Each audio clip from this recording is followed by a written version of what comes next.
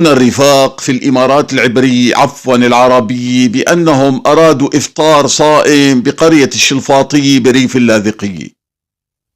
طبعا الرفيق جاسم تساءل المستفيدين من وجبة الإفطار، أي وجبة إفطار صائم، عن المشروب الأبيض اللي جلبوا الكبير والصغير والمقمط بالسرير وضعوه على الطاولات وبلشوا يقروعوه قروعة قبل الإفطار وبعد الإفطار، وسألوا شو سر هذا المشروب الأبيض يا رفاق اللي عم تشربوه موجود على كل الطاولات؟